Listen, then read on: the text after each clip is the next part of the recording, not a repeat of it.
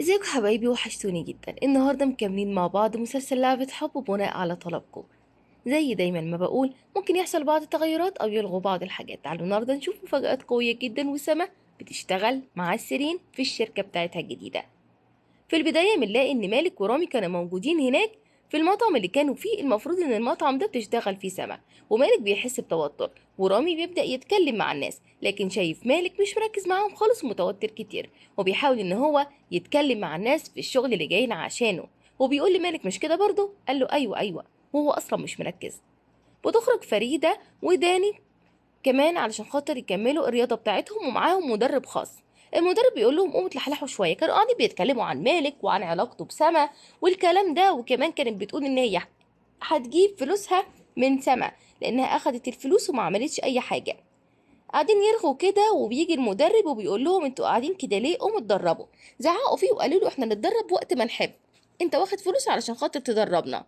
ساعتها مشي وسابهم، فطلعوا يجروا وراه علشان يصالحوه، علشان هو مدرب معروف في الطبقة المخملية اللي فيها طبعا فريدة، وممكن يعني يتكلم عنهم في الأوساط.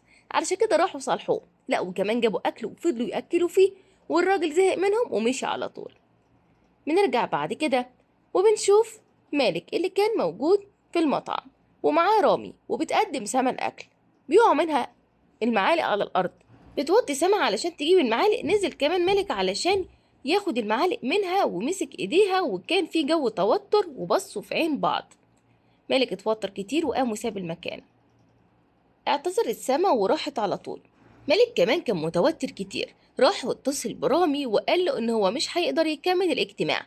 قال له كمل انت عني وانا لازم امشي. شافته سما من بعيد وهو بيتكلم كده مع رامي، كان فعلا تعبان جدا ومتضايق متوتر كمان بعد طبعا ما شاف سما في المطعم.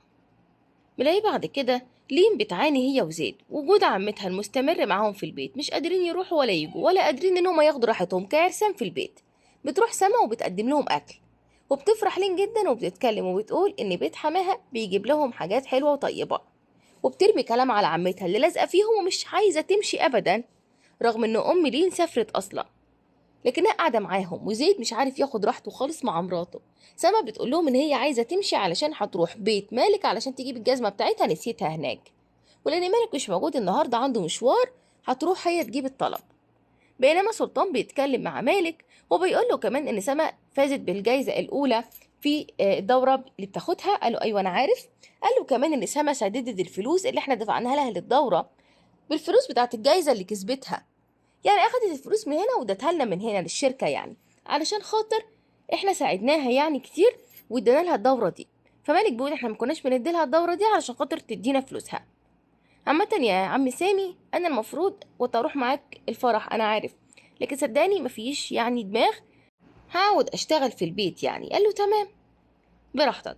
بعد كده بنشوف ان سما بتتكلم مع شكري وبتقول له انت فين؟ قال لي ان هو مش موجود يعني في بيت مالك، وان مالك كمان عنده مشوار وخارج. قالت خلاص انا هروح على البيت علشان ناسيه الجزمه بتاعتي وبعض الاغراض، هروح علشان اجيبهم. قال لها ماشي تمام. راحت على طول علشان تلحق تجيب حاجتها من هناك.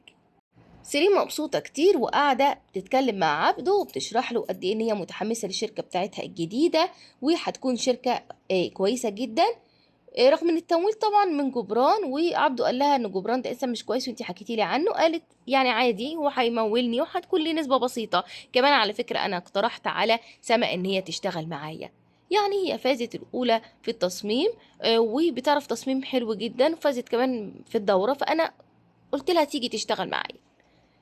مايا بعد كده بنت فريدة عايزة تخرج تقابل رامي، لكن فريدة عملت نفسها زهقانة وتعبانة وفضلت تقول لها اقعدي معايا انا قاعدة لوحدي ومتضايقة كتير. هي عارفة طبعا انها هتقابل رامي علشان كده مش عايزاها تخرج، فقالت لها اقعدي معايا انا متضايقة. قالت لها يا مامي انا لازم اخرج. قالت لها لا خليكي معايا انا لوحدي.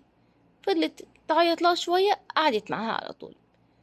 مالك بيكون في البيت بيشتغل، وسما بتروح علشان تجيب جزمتها وبتشم في القمصان بتاعت مالك وبتكون مبسوطة كتير ولسه بتحبه يعني.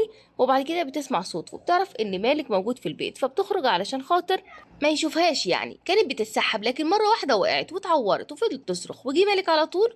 قالت له ان هي كانت جايه عشان تاخد الجزمه بتاعتها. قالها وريني الجرح، والجرح كان في ظهرها وكانت بتتوجع كتير. حاول ان هو يحط لها لزق عليه ويطيبه لها، لكنها كانت بتقول له ان الجرح عمره ما هيطيب، وطبعا قصدها عن جرحه هو. في الاخر قال لها انا عملت كل اللي عليا، مش هقدر اعمل لك حاجه تاني. طبعا كان بينهم الكلام ده على الجرح بتاع ظهرها، لكن الكلام ده طبعا كان على قصتهم يعني. قالت له تمام انا فهمت. اخدت بعضها على طول ومشيت. الريبورتاج الصحفي اللي كان عامله مالك ورامي طلع وبدأ ان هم يقروه ويشوفوا الصور اللي فيه، وكان داني متضايق لانهم كان المفروض يحطوا صور تانية غير دي يعني.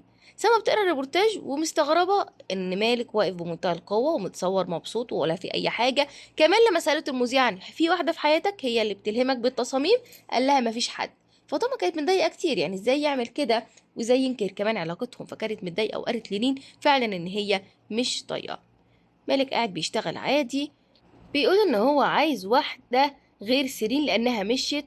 هو بيكون متعصب كتير وبتنرفز. بتروح مايا الرامي وبيكون زعلان منها كتير علشان ما جاتش الميعاد. قالت ان مامتها فضلت تزن عليها علشان تفضل معاها، ويعني غصب عنها وكمان عشان يشتاق لها، وكان بينهم يعني كده نظرات حب. وطبعا رامي كان متضايق علشان ما جاتش. مالك بيكون متعصب كتير وبيتكلم مع رامي ان هو يجيب واحده زي سيرين. قال له سيرين انسانه يعني موهوبه جدا في شغلها ومش هلاقي زيها. لكن مالك قال لا هنلاقي زيها واحسن منها كمان، انت لازم تدوري على واحده علشان تقوم بالشغل. وكان متنرفز وعصبي وخرج واتكلم مع نانسي وقال لها لما انده عليكي تكوني هنا. قالت له ان هي كانت مشغوله في الاصلاحات اللي بيعملوها تحت في الشركه. قال لها اصلاحات مش اصلاحات، لما انده عليكي تكوني موجوده. سما بتقدم اكل لواحده من الزباين في المطعم، هزقتها وقالت لها ان انها ما طلبتش الاكل ده، وكانت متنرفزه جدا منها ومحسساها ان هي ملهاش قيمه. وبعد كده كانت متنرفزه سما، والمدير قال لها ما ينفعش اللي بتعمليه ده. سما اتضايقت كتير، بدات تتخنق، بدات تشوف الكل شايف حياته، الكل عايش حياته وهي لا.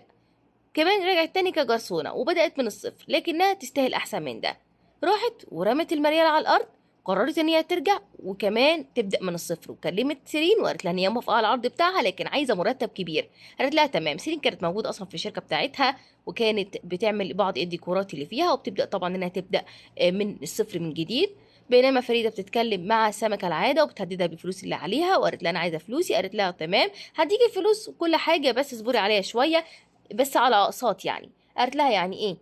انا عايزه فلوسي ضروري. قالت لها تمام هديها لك بس مش دلوقتي، اصبري عليا شويه.